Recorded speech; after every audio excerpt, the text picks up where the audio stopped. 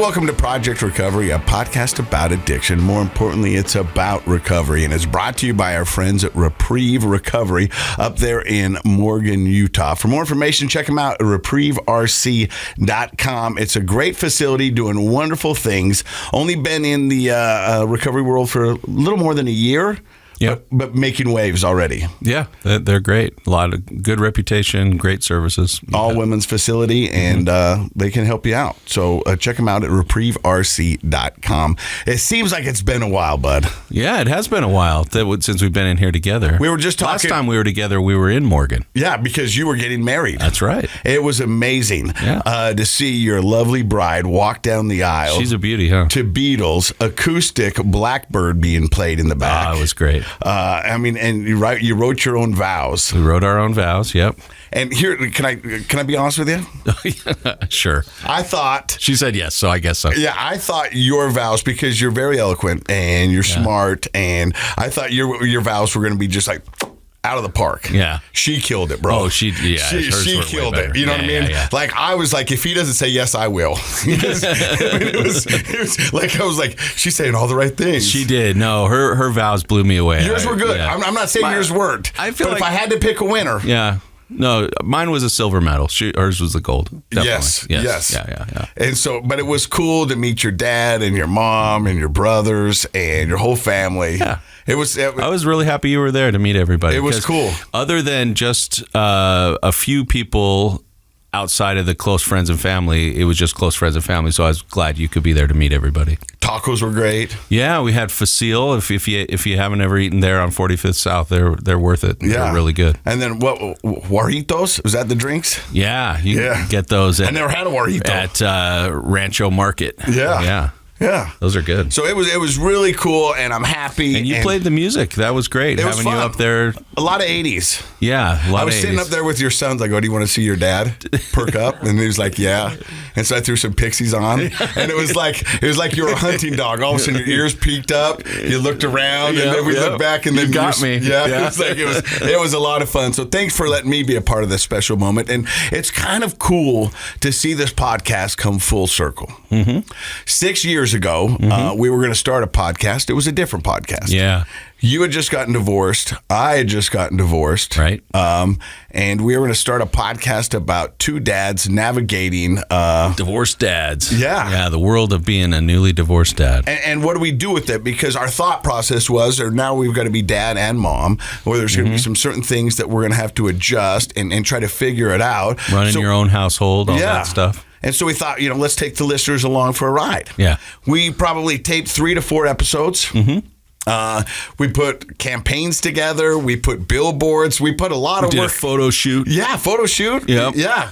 And the day that we were ready to launch that podcast, somebody got a DUI. Somebody did. Somebody didn't get told about the DUI and showed up and waited around for you. Yeah, that was me. The next day, I checked myself into detox and then went into rehab, where I came up with this idea to do a podcast on recovery. Yeah. KSL said, hey, we're going to let you go. I go, I totally get that, but I got this idea. They said, we're firing you, and you're pitching us an idea. And I go, yep. And I told them about the idea. They go, I like it, but let us think about it. 2 days later, they called me back and said, if you can get a doctor to do this podcast with you, so it's just not you incoherently rambling for an hour every day, we think we'll give it a shot. Yeah. And I said, I have a guy. Said, I don't know, he's not really happy with me right now because... Oh, that's not true. Well, I stood you up on a podcast that we worked hard on. Oh, I didn't care. And wasn't able to talk to you prior. I mean, you did kind of disappear, but when I found out what happened, of course. 45 days in rehab. All love for you, buddy. And I only got so much phone time. And so one was calling my kids. Right. One was calling my girlfriend. Right. And another was calling HR to see if I still had a job. Yeah. And the other was calling my lawyer to see how bad it was. That might have been the first phone call. Ate up a lot of my telephone time, if you will. Yeah, I know. And so then I call you up and I said, hey, Dr. Mann, I got this idea. I'm going to do this podcast. Mm-hmm. He goes, how serious are you about your sobriety? That was the question you asked me. Was it? Yeah. Sounds like me. And I said, I'm going to give it everything I got. And you said, if you give it everything you got, I'll do it with you. Mm-hmm. And I said, well, that's what I'm going to do. Yeah. And here we are. You did it. 6 and we years. did it. Yeah. Well, we're still giving it all we got. Yeah, definitely. But what I think the full circle is now I was able to be there and play music at your wedding where you found the lovely, the beautiful, the talented Ashley. Yeah. And it's amazing because, although yours is not an addiction or a recovery, in our darkest days, you think life can never get better. Because I can imagine, because I've been through a divorce. Yeah. When that does happen, your world stops and you feel like, holy cow. Oh, it's like somebody threw the brake on when you're going 60 miles an hour. It's very disorienting, and it's a strange experience to be married for. I was married almost 21 years. Yeah. And 4 kids. And I think people that know, like, the initiation of the divorce wasn't really my initiation, but it turned out to be for the best. Absolutely. But yeah, it's that first year after getting divorced is you feel like you're not yourself. So in a way, it is a recovery to be able to be here a little over 6 years later, and to be married to the most wonderful person I've ever known in my life. Can't believe that she wanted to marry me. So, I feel grateful every day. And to have you be part of that with us there at the house in Morgan, most beautiful place on earth with all the best people in my life. It was wonderful. That's amazing. Let me ask you this, because when we're talking about addiction and recovery, and we're going to talk to Steve here in just a second, but Steve said his addiction began with a little trauma-based help. Would you consider a divorce a trauma? Definitely. Because it's an individual trauma and it's a family trauma. Because I don't know if we've ever defined trauma, in this, and what might be a trauma to me might not be trauma to someone else, or maybe it is, but we accept it differently. Yeah. But a trauma is something that does what to the body? Well, I mean, there's a whole physiological effect that happens on the body. Your brain goes often into fight or flight, and neural pathways are laid down that are designed to keep you safe, but they're overused, overstressed, and so they get they're like a bruise that doesn't heal. Every time something triggers that, then you have the whole response again with, cardiovascular heart rate, all that sort of stuff happens. Your frontal lobes go down, your amygdala lights up. You just feel like you're in panic stress mode. And so for others and addicts, they look for help or relief through something else, and that might be a substance. What I just described is a miserable experience. Yeah, right? I mean, it's and traumas come in different ways. Like I often talk about big T traumas and little T traumas, and small traumatic experiences can add up to be devastating for a person, or sometimes a person has 1 or 2 big events that can be traumatic for them. A lot of it is how you perceive your experience. It's interesting you're bringing this up because I had a therapy patient this morning, and she was talking about her brother, talking about how traumatized he was over something. And she was like, it doesn't really seem like he's using that in the wrong way. And I talked to her about it. I said, well, let's give him the benefit of the doubt. But how you think about a situation can increase or decrease your traumatic response to it as well. And so that's why therapy and various things like mindfulness meditation, which we'll talk about today, can help you shift your mindset about your experiences. But yeah, when a family breaks up because of a divorce and things change, initially it is a trauma to some degree in the whole family relationship. How we respond to that can make it more traumatic or less traumatic, right? And getting support and help and having good friends to go through it. I think you and I probably both gravitated towards that idea of Divorce Dad podcast as actually sort of a trauma response, as a way to be like, let's support each other. A band of brothers. Let's get together and talk about it once a week. Strength in numbers. I think that was more for us than the listeners. Oh, 100%. Right? Yeah. Well, because it came from that space. You know what I mean? And it was fresh for both of us. Yeah. And so I thought with this, that's what we're going to do. And we'd worked together on TV before we were divorced. Right. And then now we're, different station. Yeah. I think that was like our attempt at group therapy. I like it. And so my point is with the trauma and to look for that relief, a lot of times people search for ulterior help or alternate. Yeah. Whether it's drugs and alcohol. Pain, right? And that becomes the way to alcohol, get through food, it. Gambling, sex, all sorts of things. And then what we know in addiction is the drugs and alcohol work. to relieve you of that pain until it doesn't. For a minute, yeah. Yeah, you know, I mean, that's what the lie of drugs and alcohol, you know. Yeah, it works till it doesn't, right? Yeah, you know. And it's quick, it's easy, it's pleasurable for a minute, and so it's an easy draw for a person to start drinking or lighting up or whatever. Yeah. So that's just a little taste of what's going to be happening today on the podcast. Our guest today is, I hope I get this right, Stephen Jones. Yeah. All right. That is the most straightforward name we've ever had on the show. I'm glad you got it. But you want to know how I got there? Yeah, how's that? My brain said Stephen, and then I went to the Counting Crows, Mr. Jones. Okay. That's how I remember it. A little music association. Because when he said it first, I was like, oh, like Mr. Jones. You know, because I've been really into the Counting Crows lately. Have you? Yeah. And That's so weird, but okay. It really is weird. And I was like, cool. And I nailed it. So, hey, thanks for letting me nail your name. Yeah. Glad to be here. So you heard just a little bit about what the podcast is. Are you ready for this? Sure. How long have you been sober? September 8th will be 18 years. Wow. That's amazing. Yep. Yeah. Congrats. Thanks. I knew the answer to that because I asked him in the elevator. I know you did. But at 18 years, do you still think about it? Absolutely. For sure. I made peace with that I'm going to think about it a long time ago. And it's hard to hear a pop top open and not think about it. Like Pavlov's theory, huh? Yeah, it's hard to see a nice shiny countertop and not think about certain things. And I used to be ashamed of that, and now I kind of love that my story is that big. It's got dark corners, and it's got a lot of hope and light in it. So I've made friends with those parts of my brain. And we're going to hear Steve's story next. You're listening to Project Recovery. Welcome back to the podcast. My name is Casey Scott. Why are you guys laughing? You're hot out of the gate. Was it really hot? I like it. Well, I didn't know what energy to do. is It's been a up. while. I've been on vacation. You got married. Yeah. You know, we've had some reruns, and so I'm just comfortable. But I came in on my own last week and did an episode. And it was an amazing episode. Was it? You didn't listen to it. I did too. Did not. Yeah. It was about meditation. No, it wasn't about meditation. I read the bio. It was about AI. Oh, yeah, AI, how it's helping. How it's helping predict who's going to drop out of treatment centers. Yeah, it was fascinating. Oh, that's why you're my favorite, dude. So let's get to our guest. His name is Steve Jones, and he's been sober for 18 years. Where does the story of Steve begin?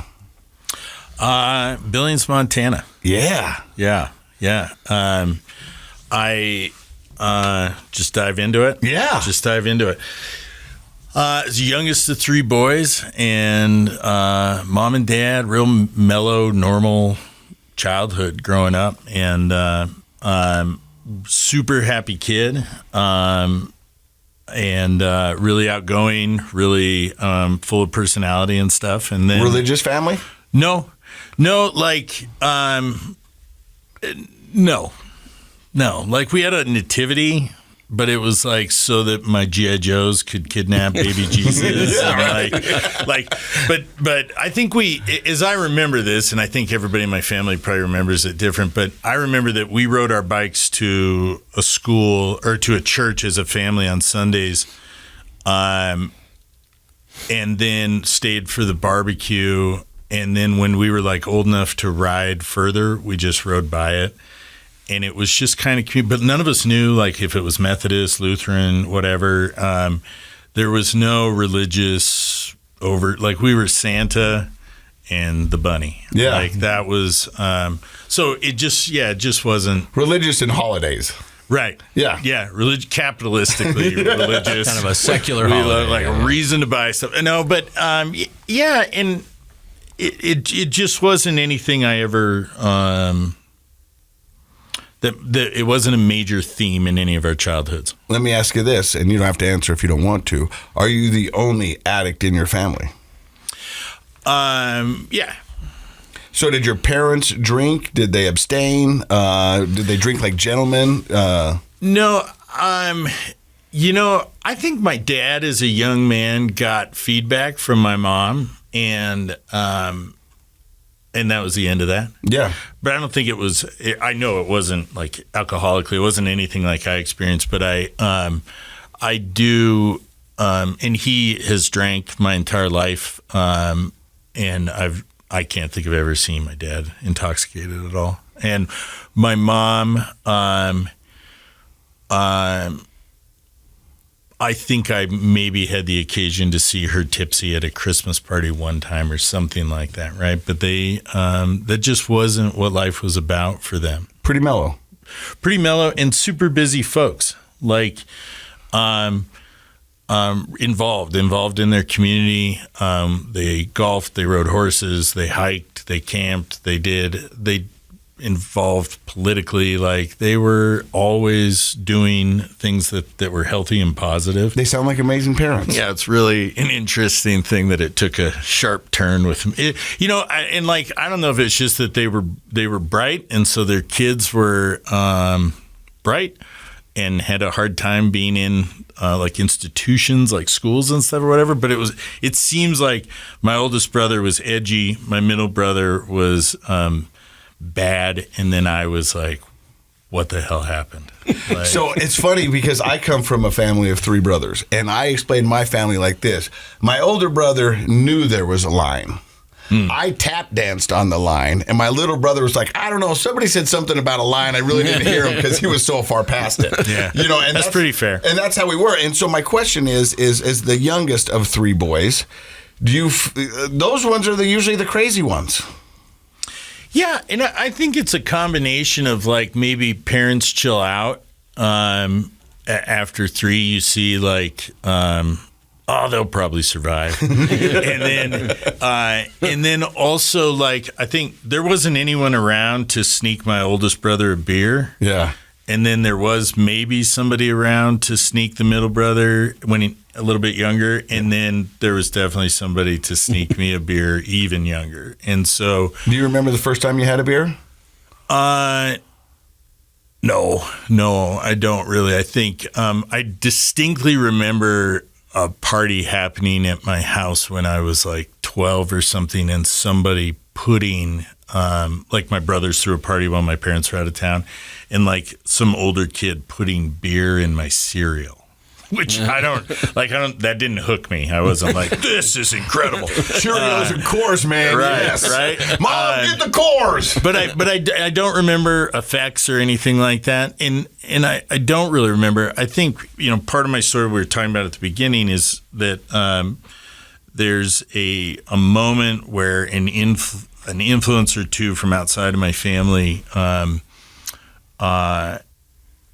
brought trauma into my life. And the way I would describe that trauma is an overpowering and a loss of choice, right?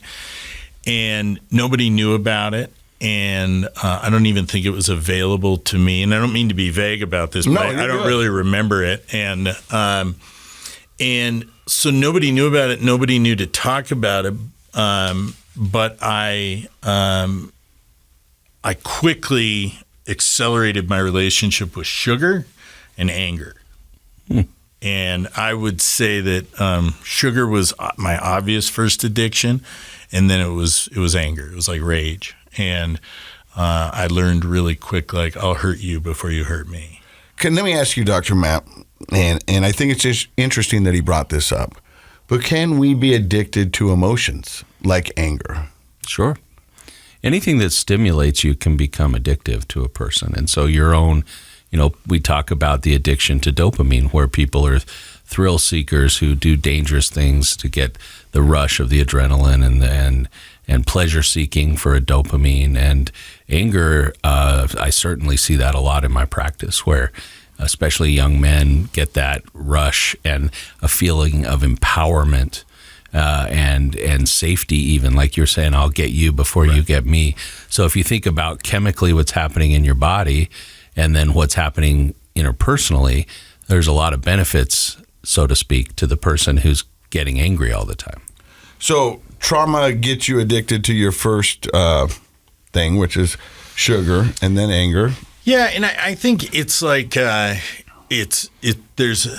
it's an escape from feeling. I don't know if, and those are just the words that I use, but I am more attached to the idea of like feeling scared was something I could not handle. I could not sit there and go, boy, this is a stressful situation. I was like, I think stress is coming, and I'm going to shut this down now. And I've always been big, and so I could be loud, I could throw a tantrum, or I could throw a fist or whatever. You're a menacing man. So when did you move on over to alcohol? When did that start to take toll in your life? I certainly was introduced.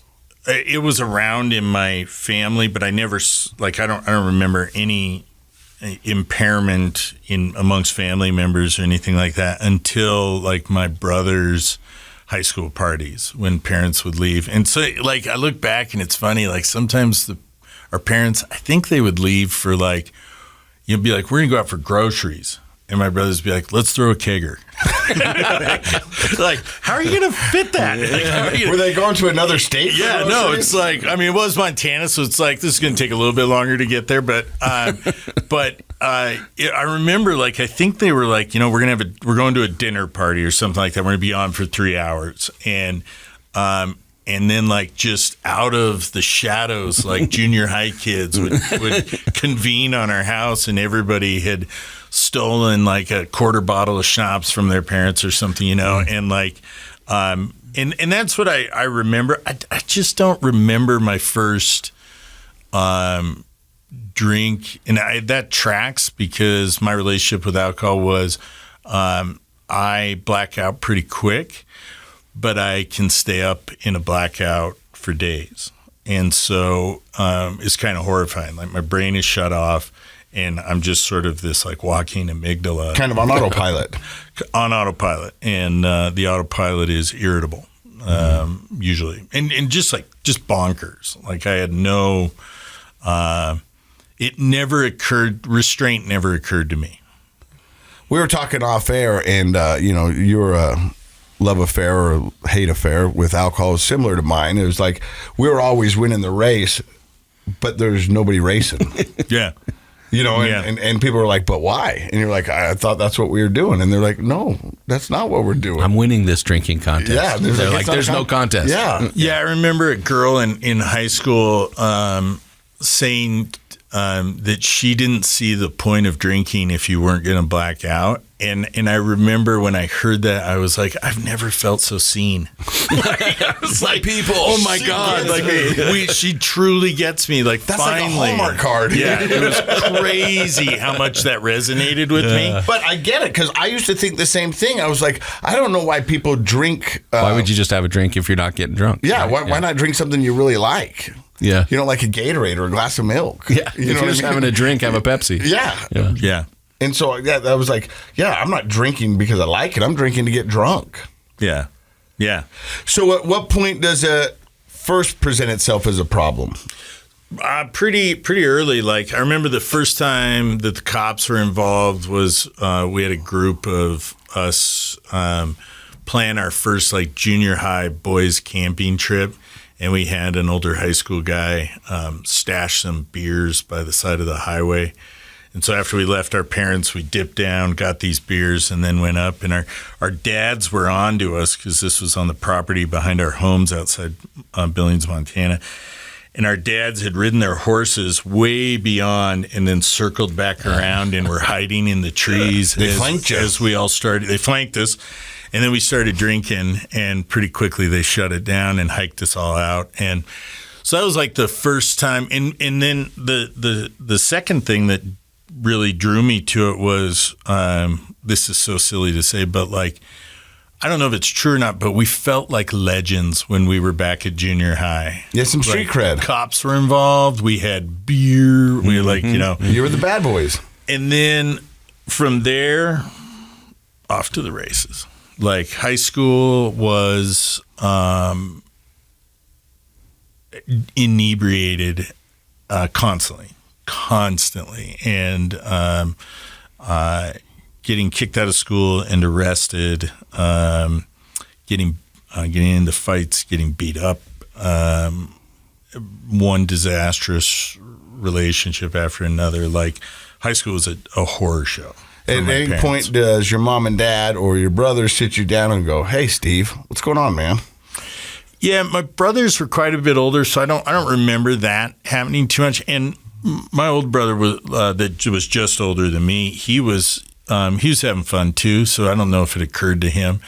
I thought I was just having fun for the most part. My parents, for sure. There was so much trouble you couldn't. Like, it was like, how is this happening? How is this sweet kid? How has he lost that sparkle in his eye? How is he so angry? Why is he, seeking out so much chaos and trouble? And in high school, I got sent to a boarding school for a year. I got kicked out of that. When I came back, there was a pretty gnarly assault on a school member that landed me in jail for the weekend.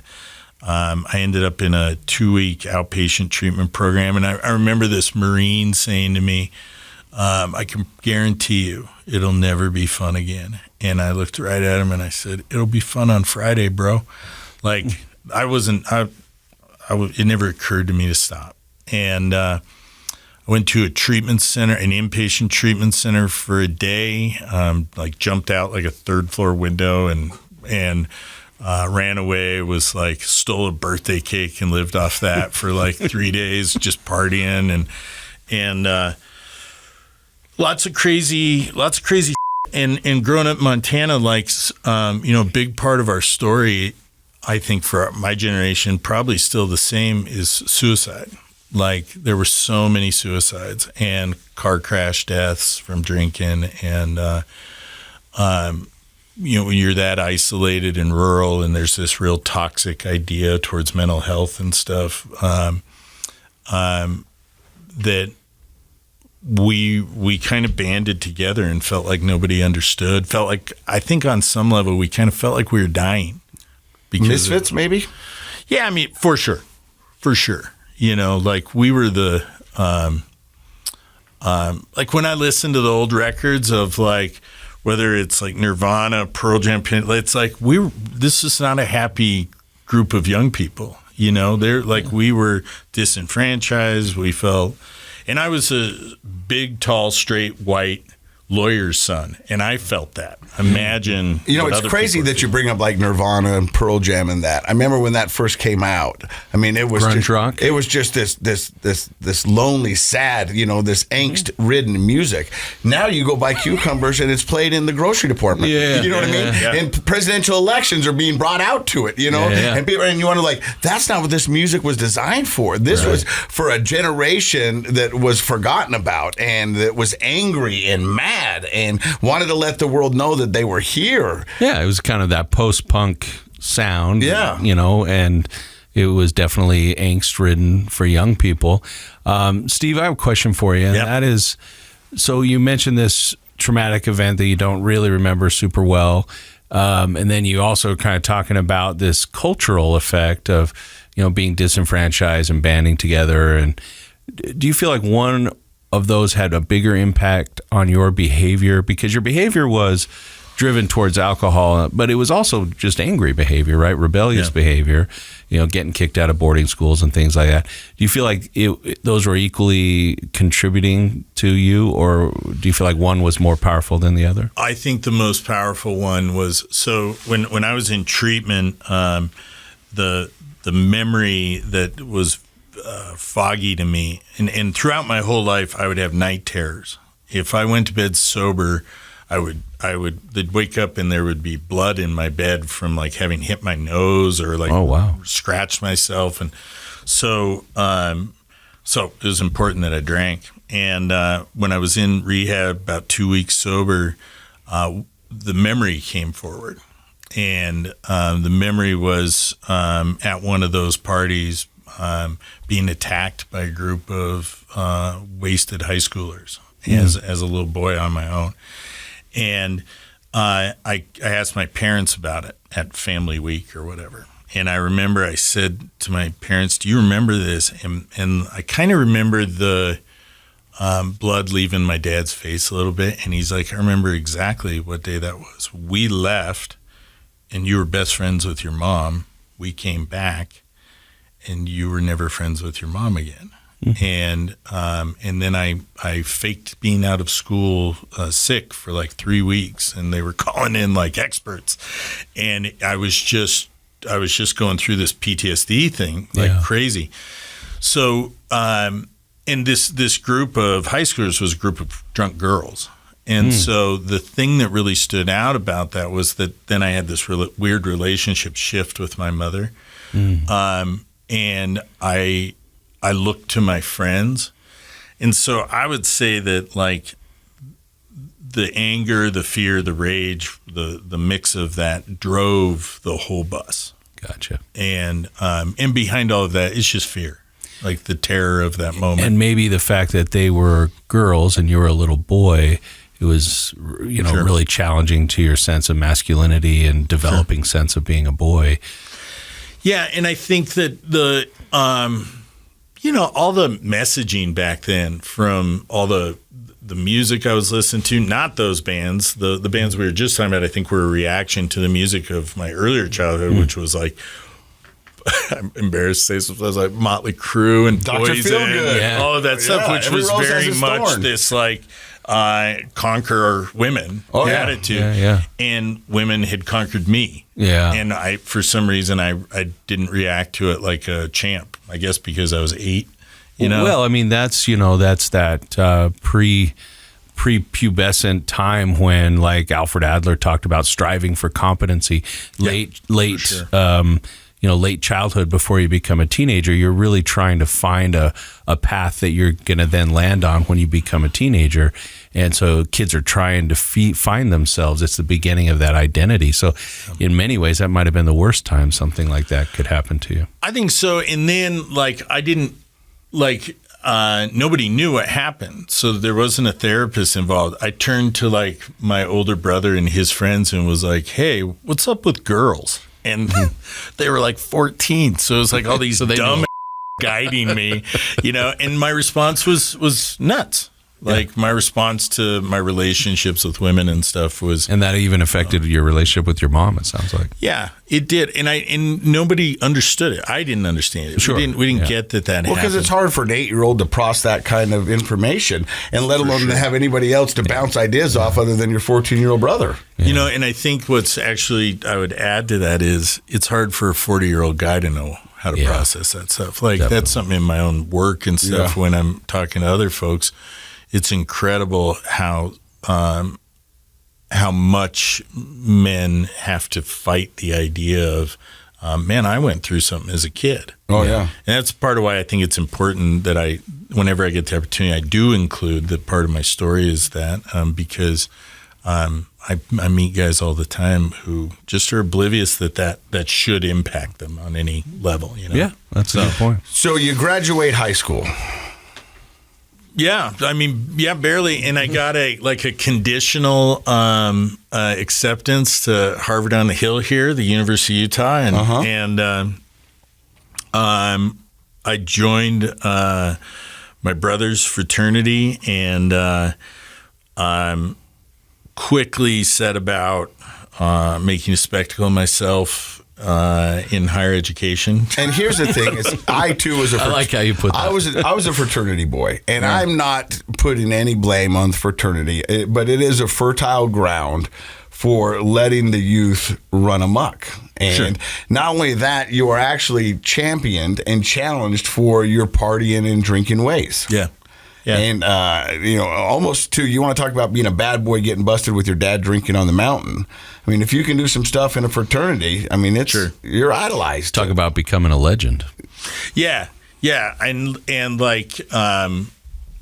infamously so, I suppose, amongst a small group of people. But, and I think like a fertile ground is your 20s, right? Like just for and we're all trying to figure out what's the point of this and where's my spot in this and how do I compete with older people. And a lot of the stuff that we were doing in moderation wouldn't be cause for concern, because that's where people are trying to figure out who they are, what they like, what they're into, what are they not. This is the first time you're away from your parents, so you can now pick friends, not because they live around your parents or in your hometown, because they're here doing the same thing. Yeah. And so you're trying on a bunch of different hats. You're trying different scenarios. Yeah. And everybody's doing it. But for an addict like you and myself, we're taking it to the next level. Yeah, and I hated those guys who could do that well and normal, and I thought they were douchebags and clowns and they were uptight and stuff. And I have had the opportunity over the 18 years I've been sober to reconnect with a couple of those guys. One comes to mind. He's a friend of mine who's a principal now.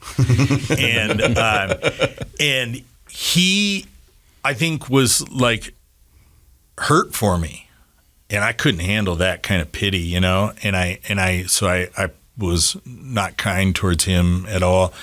And I'm so grateful for the opportunity to have reconnected with him and see, like, man, this was a guy who just innately was sort of okay and had purpose and knew who he was on some level. I'm sure he was going through normal stuff, but he never had to meet the dean of students for his behavior. I remember my dad never ended up in the police blotter. Right, exactly. And I remember the president of the university at one point called the dean of students and said, "Who the hell is this Steve Jones guy, and why is West Valley Police calling us, telling us that he's a problem?"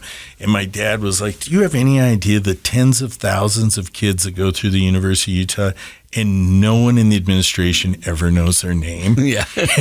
Like, this isn't normal. And I thought, gosh, well, I mean, the principals all knew my name. The deans always knew my name. Like, it kind of tracked. Yeah. And, so it's So you have crazy. some success at college. Yeah. And I mean that on both sides, because you were the president of the Interfraternal Council, right? Yes, I was, but like my campaign speech was like I yelled beer, and people cheered and voted for me. So it was a low bar. It was I don't know really if low you've seen the bar lately. Yeah, right. But I did. I got right up to graduation. I had one class left to do, and then I got diagnosed with type 1 diabetes, juvenile diabetes, and kind of sank into a depression. Drug abuse really spiked, drinking with that too, and didn't finish that last class. Kind of fibbed my way to a job with Merrill Lynch. I don't know if I should even say, but anyway, I did. It's okay. It was pre 2008 collapse. I don't know what my hand was in that. I'd sort of I said that I walked through the ceremony. So they were like, "Did you graduate?" And I was like, "Yes." I walked. I never got the diploma. I never got that, but like, and in that job, I was able to just kind of keep my head down and pay for my habits. And I kind of kept getting promoted, and I had no idea what I did. My fake degree that I'd lied about was in theater, and I was working at Merrill Lynch. Oh, okay. And You must be a real good talker. So I was an actor, right? I pretended, and that's where it kind of came to a head. Was I ended up going to treatment in 2008 or 2006, and I was trying so hard to stop. People would say, "Do you still have that sinus infection?" And I'd say, "No, I'm doing drugs in my cubicle." And they'd go, "You're so funny." And I go, "Oh, no, seriously, my drawer's full of drugs." And they'd go, "You're so funny." And they go, "How come you're late today?" And I go, I was intoxicated and got into a fist fight on tracks with a homeless guy. And they'd be like, "You're so crazy." And I'd be like, "Just somebody intervene, please." It's a cry for help, right? Yeah, you want somebody to see it. Yeah. Like I was going nuts, and I remember. What does your rock bottom look like? Well, it's crazy because my rock bottom, when we think of a rock bottom, me getting my nose broke wonderful, decent women telling me to go to hell, waking up in jail. None of those things were a bottom for me because they all tracked. I thought. You thought they were deserved? Yeah, like you punch a guy like me in the face, and you guys like me go to jail. I committed like 5 felonies that night. It makes sense I went to jail. Why would a woman want to be with this? Right. I'm a train wreck. This is a disaster. I'm broken, you know? So all that, it never felt like I shouldn't be here. I felt You felt where you should be. Yeah, I felt right where I ought to be. So what ended up being I think a multitude of things that happened were one moment of clarity. I remember being in my cubicle and turning around and being like eye to eye with the Moroni statue downtown. Like my cubicle window, like we were like eye to eye, and I was like, what has happened in my life that this is where I am? I'm in a bank looking at the Moroni. And I'm not from an LDS community. I'm not LDS at all. But so it wasn't like them. It was just religious. Yeah. Like, why am I here? And that like planted this seed of like, something's wrong here, even though I hadn't been to jail in a while. Nobody had hit me in a little while. But I kept drinking and I kept going. And then a couple of things happened right towards the end there. A dear, like the last guy from my early college friends and stuff, to really still hang out with me, to put up with me. He passed away. He fell off a cliff in southern Utah, and I was pretty devastated by that. The woman that I was with at the time said, "Me or alcohol?" And I said, "That's a no-brainer." So she left. And I went with alcohol, and then I remember standing in my bathroom in my condo I had at the time, and I was thinking, I've got a car, I've got a condo, I've got money in the bank, I have this job that I cannot get fired from, like things were like okay, they were all okay. And with the combination of my diabetes and the amount of alcohol I was consuming and the amount of drugs that I was taking that day, there was a good chance I wasn't going to wake up. I kind of knew that my blood sugar was going to drop in the night and I was probably going to die if I kept going. And I had no ability to stop. And I called my brother and I said, I think I'm drinking myself to death tonight. And I don't want to, but I can't stop. And he drove down. I remember he walked into my condo, and he just said, "We've been waiting for you to call." And like the coolest thing about it, I called him because he was like the one that I'd fought with. He was the one that I drank with and stuff. And he was like my big brother and my hero and stuff. And we sat and drank. We went back and forth on this bottle that I was working on a little bit, and we had a chew. And he just talked, and it was safe. And I think he knew, like, I can do this with Steve to keep the momentum that he's going to wake up at my house, and we're going to go to treatment, and this is it. And that's what I did. I woke up in his basement and was I sort of detoxed down there for 3 days. I went to my therapist. I told him, and he was like beside himself. He was this wonderful guy, and he was beside himself that I tricked him, that I was doing well and all this stuff. And he marched me over to uni at the time, and he was like, "We got to detox you." I sat down, I did this screening, and they were like, "You're about to become violently ill because of the amount of alcohol you're consuming." And they said, "When did you have your last drink?" And I was like, 3 days ago, something like that. And they were like, "Oh, well, you should have already had the DTs and all of that stuff." And so for some reason, I didn't have that. And thank God I've been given that gift of desperation where I didn't take that as a sign like, well, I guess I'm just built for drinking. And went to treatment down south. And how many days did you do it? I did 30 days, and that's a miracle that it worked. I did 30 days. My dad was like, I remember my dad being like, go to the place in Phoenix your cousin went. And I was like, Dad, he speaks Spanish and that place costs $4,000 in Phoenix. I don't think I can go there. And I called my cousin. He was like, probably not. That's probably not a good idea. And I felt this connection to mountains and horses for some reason from my childhood, that like that was the last part of me that was still good.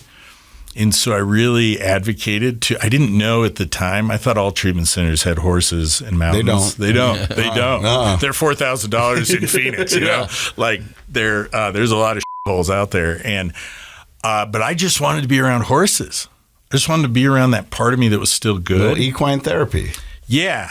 And so I ended up at Cirque with the sort of the movie star place, you know, and 30 days there playing with horses. And but the thing they did right, man, was a lot of meetings.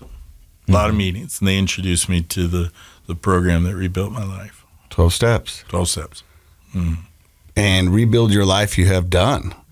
So much that if I might be jumping ahead, you went back to school. I went back to school. That plagued me. I remember being in rehab and saying to my dad, the therapist, all these families are around, and I'm telling my dad everything that I'd done, and all this horrible stuff, and my mom and dad are sitting there. And the therapist goes, "Isn't there one thing you want to tell your dad? One more thing?"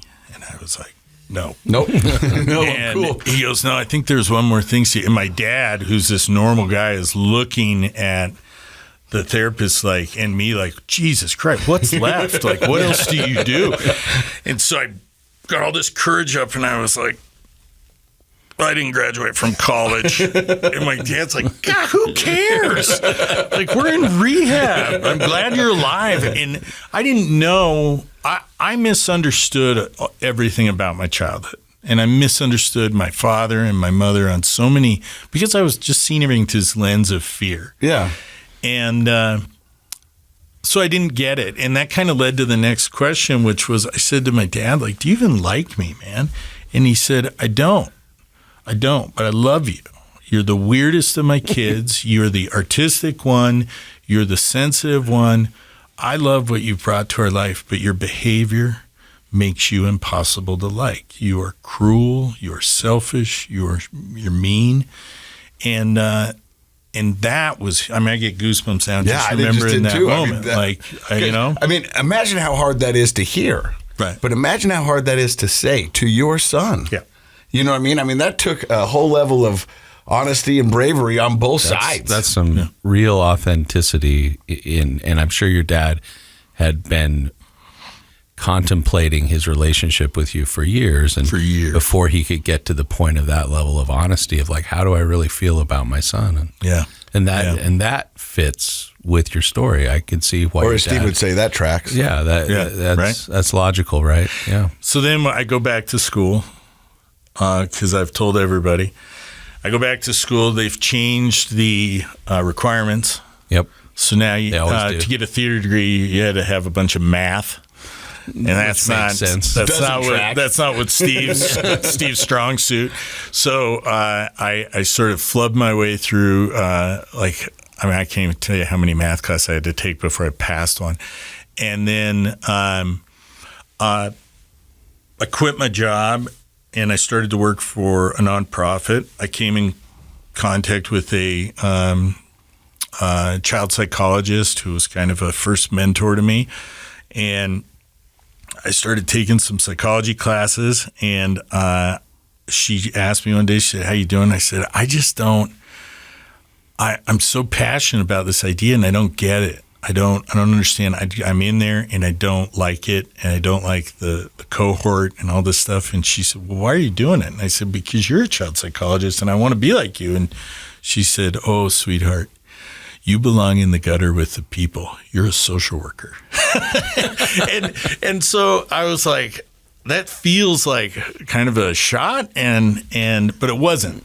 She was like, you belong, you're a social worker. Like, and I didn't know what that meant. I thought that was just people who took babies away and from rough families and stuff. So anyway, I took a social work class, and they were like, straight white men are ruining the world. And I was like, oh my God, that's true. I feel so seen. And I was like, we're sorry. And I knew I was like, oh my God, I'm in the right place. Like, this is so real. And that led to my bachelor's. I learned from the program to always have a sponsor in everything you want in your life. I got an education sponsor. He told me to get a master's. I didn't think in a million years I'd ever do that. That led to my master's, and then onward. And one thing I really love about your story, and from a little information I got off air, is that you're a big proponent of mindfulness and meditation. How does that come into your life, and how does that help in your recovery? I took a yoga class in rehab. I did too. Right. Here's the funniest thing. I don't know why they haven't done this in a TV show. You want to see the funniest thing? Get 15 addicts in a room doing yoga for the first time. I mean, it is the most insane things to see. I mean, there's no balance. No balance. Everybody's just going like, what are we doing here? And the crazy thing is, because like I remember doing it, and they're like, we're doing child's pose, and we're doing warrior one, and nobody's got balance. Downward dog. And the downward dog we could all do, because it's like passing out. You know, and you're in there, and I'm like, how is this going to help in my recovery? And I mean, I'm still not sure how it does, but it teaches you can do hard things, and it gets your body moving, which are all good things for recovery. Yeah, and that was a big part. I just wanted to go to meet the yoga teacher, who I assumed was not in rehab. And I was like, it'd be nice to meet a normal person who's not in treatment right now, and who's probably flexible and beautiful and all those things, right? And I go in, and I don't remember this person, but they were lovely. They were lovely. And we did this class, and I did hard things and all this stuff. And then at the end, I was laying against the wall with my legs up the wall, and something happened for a minute or two. And then I came back, and I thought, I just kind of, I think I settled down. Was that settling down? Is that what people mean by settle down? And I settled down. And so the next time I thought, well, it must just be her. She must just be magical because she's this beautiful, wonderful person. And the next time I come in, it's this dude who looks like me but fit. And I'm like, well, he had hair. And I'm like, God, there's no way. So we do it. I can do hard things. That's great, whatever. And then legs up the wall. Same thing happened. And I realized, it's not the teacher. It's never the teacher. It's the practice. It's the work. And I knew that, and I took that lesson and I kind of ran with it. But so first was this idea of like, I can settle down when I do this. That was the first gift of yoga that it gave me. Then yoga helped me to kind of regulate my nervous system, which is a lot of what we talk about with trauma and trauma-sensitive yoga and stuff like that. But then the next thing it did is it prepared me to sit. And this is the thing I love about yoga. The point of yoga is to prepare me to sit, to be with life on life's terms. And that introduction to meditation and sitting quietly and what that opened up in my life was powerful beyond measure. It was such a big deal for me to be able to watch my thoughts and not be beholden to them, to even kind of get a kick out of them. I remember like a thing that was whenever I would go to a bank, I would have this reaction of like I would prepare for it to be robbed. And I would go through, what will I do? And you can kind of feel your brain get more and more primal and dumb, and you start judging people around you and who's going to do it and all this stuff. And I shared about this in a meeting, and I was like, I go through this thing, and by the end of it, like the lady's like, sir, come up, like come make your deposit. And I'm just standing there in this Die Hard movie in my head. And I shared about it in a meeting, and what occurred was everyone kind of looked at me like, you're crazy. And then I went to dinner with everybody afterwards, and people were like, yeah, I do that kind of stuff all the time.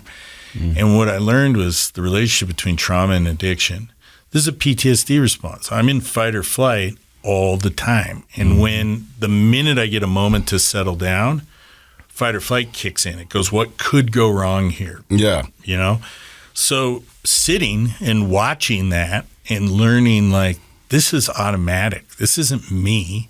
I'm not judging these people. My brain is saying, that was a crazy thought. It doesn't mean you have to do it. You know, in rehab, they told me first thought wrong.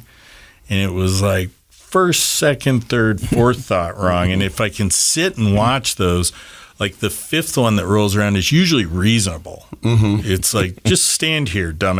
And I'm like, okay, you don't have to try and smoke it, slap it, punch it, kick it, you know. And like that last one that rolls around is like, just stand here and see what they do. And that meditation made that a superpower for me. Yeah. I love it. And so now that you've created a business where you kind of celebrate all of these, yoga, meditation, and mindfulness. Yep. So I started, I became a therapist. I started out working a lot in domestic violence, addiction, and trauma stuff. And I brought yoga to the treatment center. Was trying real hard to be progressive, and I didn't know what I was doing. I came in a little bit hot and jumped the gun. So the trauma center that I was at was kind of like, all right, let's pump our brakes on this, but I still wanted to do it, and I ended up doing a training called Y12SR, Yoga for 12-Step Recovery. It's a protocol that was refined by Nikki Myers, who's just this spiritual powerhouse, beautiful, wonderful, incredible human. And we didn't have anywhere to do it, so I built a yoga studio in my backyard and started offering these little Yoga for 12-Step meetings. It's like 40 minutes of basic yoga and then 45 minutes of sharing, like a regular 12-step meeting. And that led to the opportunity to buy our space that we have been in for the last 9 years down in Salt Lake. And 17 South in Maine, if I remember. 17 South in Maine. And it's called Full Circle Yoga and Therapy. And I wanted to bridge the gap between therapy clinic and yoga studio. Like, I work with people with chronic illnesses and addiction and stuff. And so I think, like, it's like, you know, a lot of like skittish cats. And I would send them to yoga, or other therapists would send people to yoga, and they'd walk into a yoga studio and there'd just be like a laptop waiting to receive them. Check in here, and nobody to say, well, here's where you go and grab a towel and do this or that. Get a mat. Or they'd be greeted by somebody who was half naked, or they'd go Who's going to namaste the heck out of you. Right. Or they'd go into like a class that's just not good for trauma. It's way too much fitness oriented or whatever. And then the last thing was people put their hands on folks when they're in compromised positions and stuff like that. And not in a negative way. But helping them get to that point, or showing them the body structure, or what needs to be intentions are done. good. Yeah. Intentions are good. And these folks would go into freeze, and they want to fawn over a yoga instructor, so they don't want to say, don't touch me. And they end up, what's supposed to help was traumatic. So we wanted to control for a lot of that. We wanted to say, you know, if I need to manipulate your body, I probably shouldn't be teaching a trauma person that posture, and a trauma person, someone with PTSD or whatever. And then, like, there were certain things that when we worked with vets, chanting, incense, certain language was triggering for them. And so we know that the stuff of yoga on some level is heart rate variability and bringing your nervous system up and down and doing this stuff, and it doesn't require those things.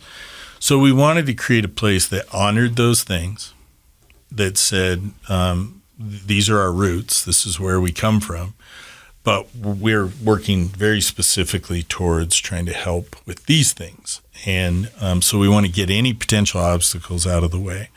And we did this when, you know, not a lot of people were talking about this at the time. And so I remember one of my mentors saying to me, you're kind of at the tip of the spear on this. And if you survive till it catches on, it'll be great, and you'll have been doing it for a while. But you probably will go broke before that happens. And pandemic and everything else we've gone through, we've survived. We're still here. It sounds like you've created somewhere special, somewhere that people can go and find a community, find like-minded interests, and see what else is out there. I mean, it reminds me a lot of the Fit to Recover, but with a yoga basis. Yeah, I mean, there is, like, we host a regular AA meeting in the space on Friday nights, and we have the yoga for 12-step, and we have an open class schedule and stuff.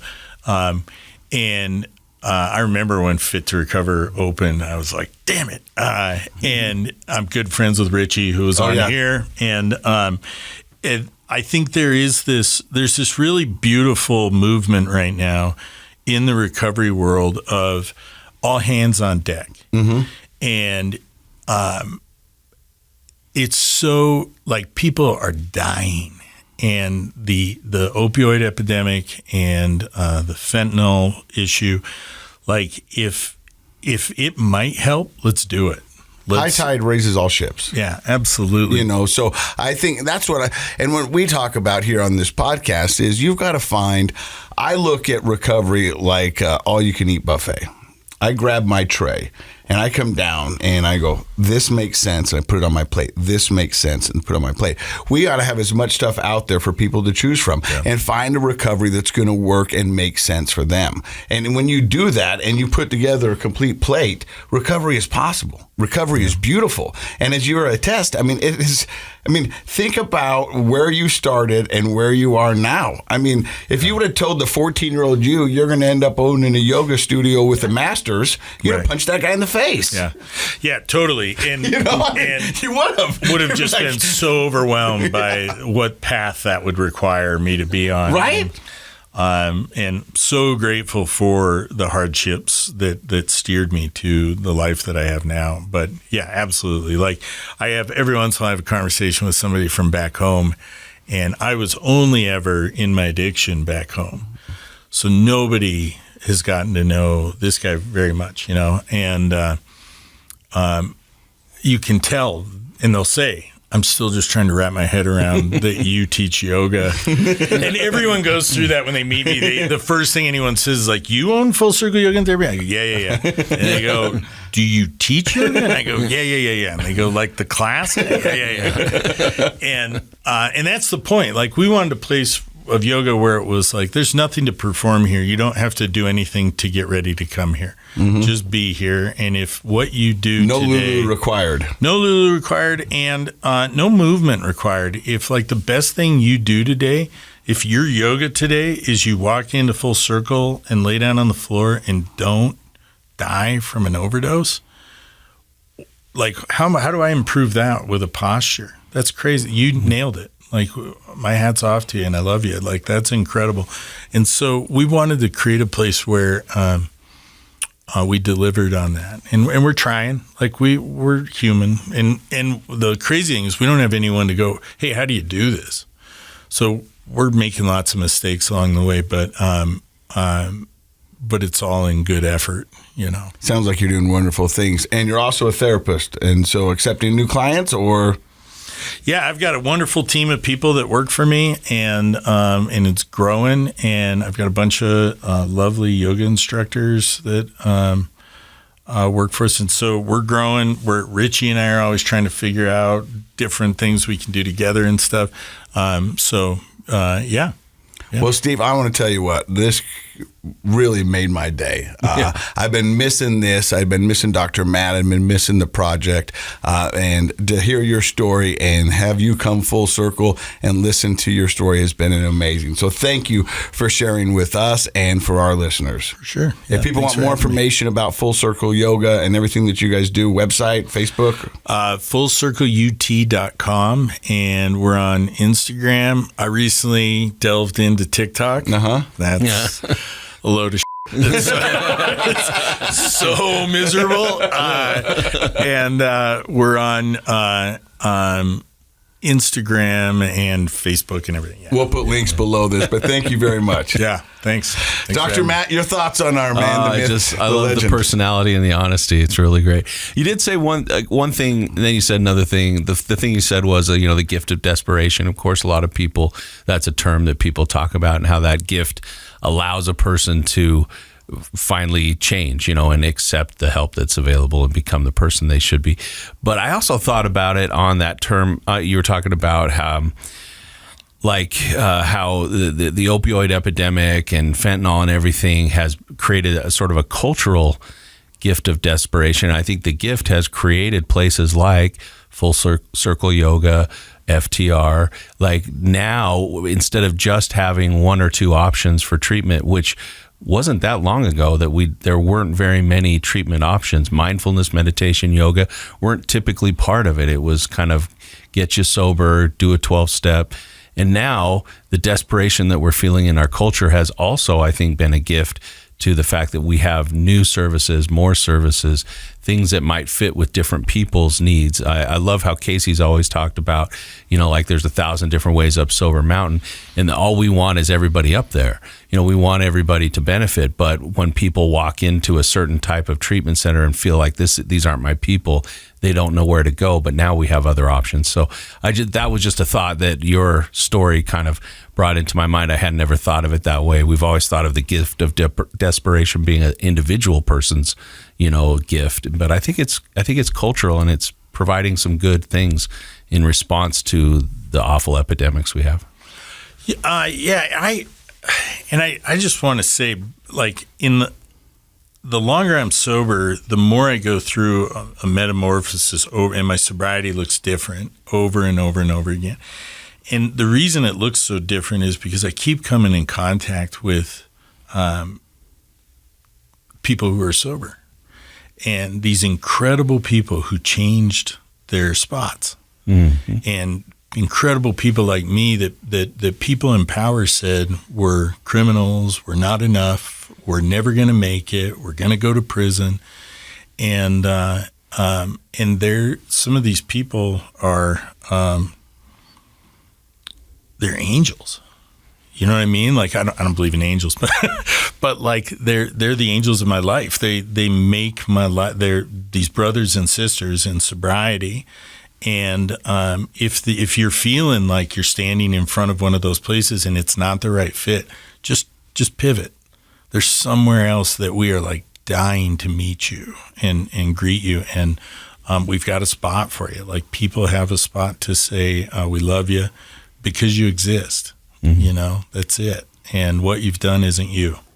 Yeah. Oh, I love that. That is beautiful. You gave me goosebumps right there, because one thing, the greatest thing that's come out for me in doing this podcast is opened my eyes to all of the people in our community who are in sobriety, who are in recovery, and who are changing our community in such a positive way that, frankly, the governments can't do. Well, thank you for stopping by and listening to another episode of Project Recovery. It feels good to be back. And in case you forgot, Project Recovery is what? It's KSL Podcast. Reunited, and it feels so good.